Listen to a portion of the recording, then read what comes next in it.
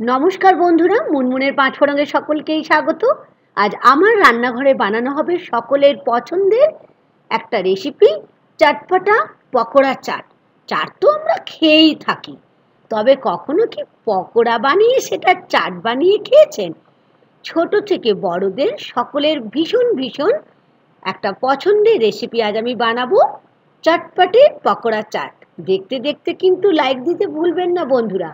তাহলে আসুন শিখে নিই চটপটে পকোড়া চাট। আমি এর জন্য নিয়েছি সুজি, দই আর একটা আলু সেদ্ধ। প্রথমেই আমি আলুকে, মিডিয়াম সাইজের আলু যেটা সেদ্ধ করে রেখেছিলাম, খোসাটা পরিষ্কার করে নিয়ে আমি একটা ফোকে করে এটাকে ম্যাশ করে নিচ্ছি।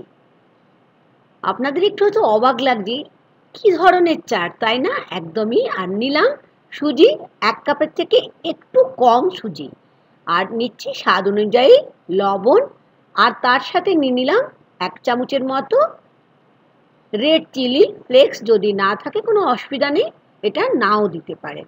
এখন এই সমস্ত কিছু বেশ ভালো করে হাতে করে আমাদের মিশিয়ে নিতে হবে। আলু সেদ্ধ, সুজি, লবণ আর হচ্ছে রেড চিলি ফ্লেক্স।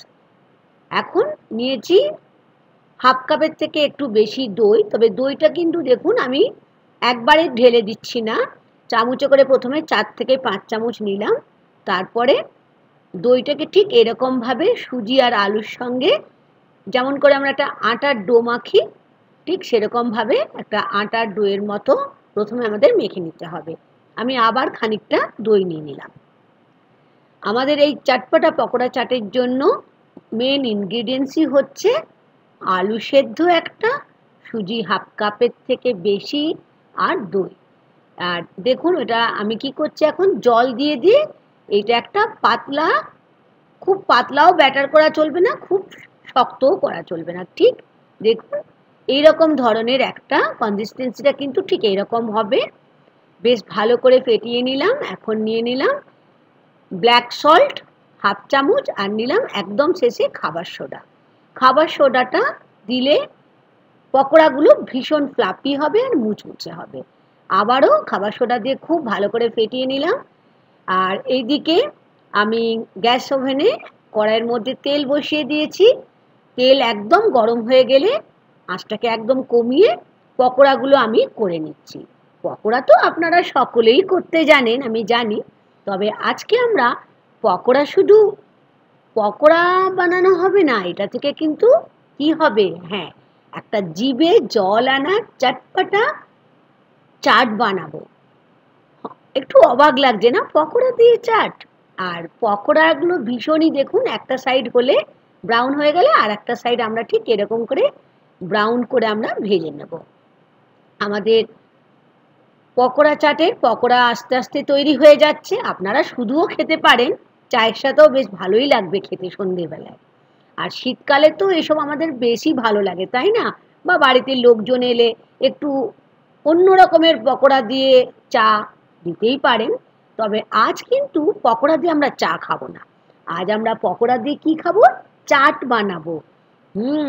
তাহলে ঠিক এরকম করে দেখে নিন, সব পকোড়াগুলো আমি তৈরি করে নিলাম। এখন আমরা এটা চাট বানাবো, তার আগে আমি দেখিয়ে দিচ্ছি। দেখুন ঠিক এরকম পকোড়াগুলো আমার সাইজ হয়েছে।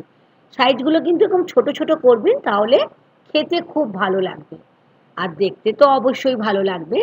এখন আমি এখানে একটা পাত্র নিয়ে নিয়েছি, আর যে পকোড়াগুলো বানালাম আলু সেদ্ধ, সুজি আর দই দিয়ে, সেই পকোড়াগুলো আমি প্লেটের মধ্যে সাজিয়ে নিলাম। এখন চাট বানাতে গেলে প্রথমেই যেটা লাগবে দই। দই নিয়েছি আমি হাফ কাপের মতো, তাতে নিয়ে নিয়েছি ব্ল্যাক সল্ট অল্প, বেশ ভালো করে আমাকে দইটাকে ফেটিয়ে নিলাম। আর ওপর থেকে দইটা আমি পকোড়াগুলোর ওপরে ছড়িয়ে দিচ্ছি। চাটে তো দই লাগবেই, আর কি লাগবে, একদমই ঠিক। এটা হচ্ছে একটা খাট্টা মিঠা চাটনি, যেটা তেঁতুলের দিয়ে আমি বানিয়েছি। তেঁতুল, গুড় আর অল্প লাল লঙ্কার গুঁড়ো দিয়ে এটা আমি বানিয়ে নিয়েছিলাম। ওপর থেকে দিয়ে দিচ্ছি একদম ছোট ছোট করে পেঁয়াজ কেটে রেখেছিলাম, ওপর থেকে দিয়ে দিলাম পেঁয়াজ 2 চামচের মতো, আর দিতে হবে কাঁচা লঙ্কা। অবশ্য বাচ্চারা খেলে একটু খেয়াল করে কাঁচা লঙ্কাটা দেবেন, তখন কাঁচা লঙ্কা নাও দিতে পারেন। আর ওপর থেকে ছড়িয়ে দিচ্ছি খানিকটা ফ্রেশ ধনেপাতা কুচি, আর দিচ্ছি কি একটু ব্ল্যাক সল্ট দিয়ে দিলাম। আর যেটা লাগবে চাট মশলা, চাট মশলা ছাড়া তো চাট কমপ্লিটই হবে না, তাই ওপর থেকে ছড়িয়ে দিলাম চাট মশলা। আর একদম শেষে ছড়িয়ে দিচ্ছি ঝুরি ভাজা। কি জিভে জল আসছে তো, আমার তো আসছে। বানিয়ে খাবেন, কেমন লাগলো জানাতে কিন্তু ভুলবেন না। আর দেখতে দেখতে লাইক দিতে ভুলবেন না। একটা খেয়ে দেখছি কেমন হয়েছে। ইয়াম্মি, দারুণ হয়েছে। অবশ্যই বানাবেন। নতুন বন্ধু হলে সাবস্ক্রাইব করে নেবেন। ধন্যবাদ।